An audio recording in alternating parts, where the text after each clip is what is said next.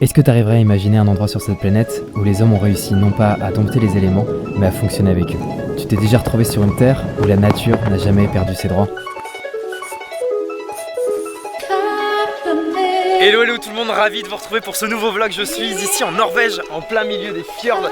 Et ça faisait un moment que je voulais me rendre ici, que je voulais visiter ce pays et bien plus que ça aussi réaliser un road trip. Et j'ai enfin réalisé ça puisque je suis accompagné du petit bonhomme que vous voyez là-bas, de ce camper van. Comment préparer son itinéraire et un road trip ici en Norvège, c'est parti.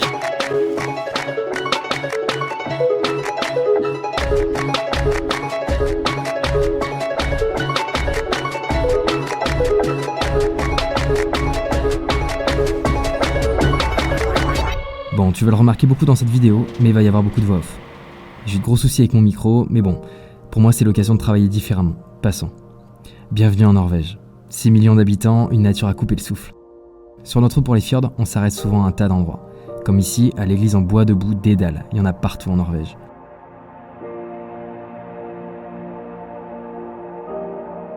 Ah oui, je voyage pas seul. Voici ma maman, Cathy. Et ça faisait un petit moment qu'on pensait réaliser ce road trip ensemble.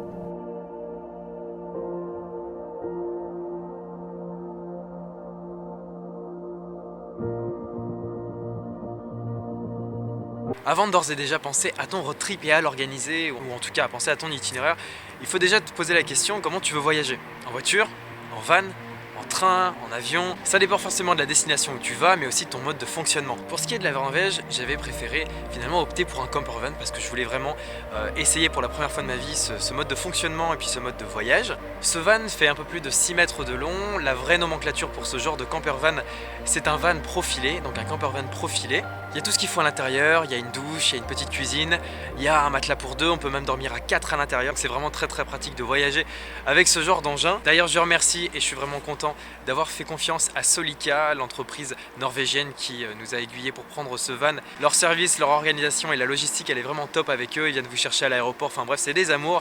Merci Solika. Quant à nous, on reprend la route un peu plus vers l'ouest, vers cette Norvège toujours plus impressionnante.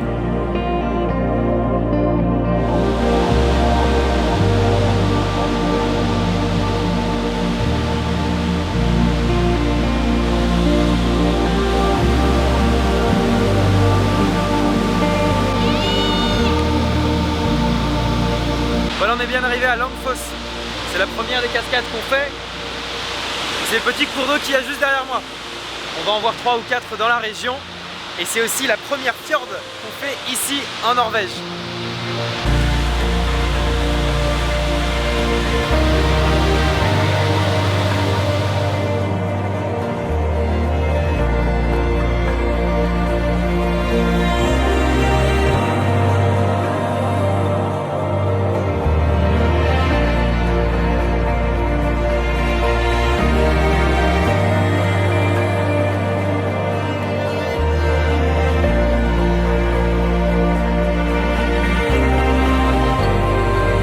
Bon, quand je t'avais dit qu'on allait se régaler niveau cascade, alors on est à Leitfoss.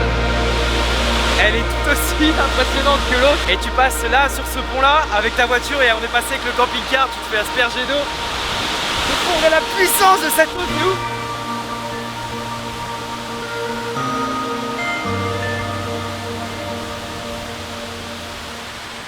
Je vais rentrer dans le vif du sujet et je vais te parler comment organiser son itinéraire. Au début, je fais comme tout le monde. Je regarde un bon nombre de vidéos, je regarde aussi les photos sur Instagram, je regarde les lieux et c'est vraiment une recherche perpétuelle. C'est peut-être aussi une des parties des pré-voyages que je préfère. À chaque fois que je pars en voyage, il faut forcément une carte pour pouvoir m'y repérer. Je pense que c'est la plupart du temps comme ça aussi pour toi. Et j'utilise pour cela tripline.net. Il existe un bon nombre de cartes et d'itinéraires que tu peux faire, que tu peux créer sur internet, mais ce site-là, bien sûr en anglais, est vraiment top parce que chacun peut partager ses cartes et tu peux t'y retrouver de cette façon-là et tu peux aller voir ce que les autres aussi ont fait. Mais sur cette application et sur Tripline, eh bien finalement je peux garder une trace de tous mes voyages, je peux les partager, je peux regarder combien de personnes les ont vus, je peux mettre aussi des photos, enfin c'est vraiment pas mal comme site et c'est vraiment assez interactif. L'application mobile est aussi disponible. Voilà comment je fonctionne pour organiser un itinéraire ou alors un road trip.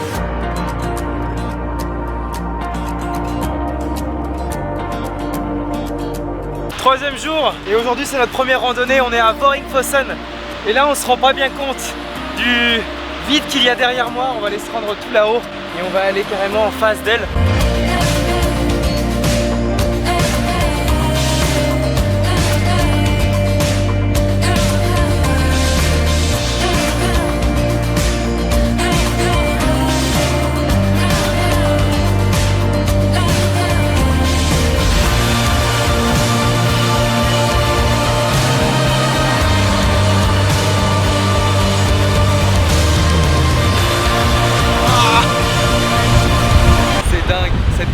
la vallée et tout ça, enfin, c'est vraiment incroyable.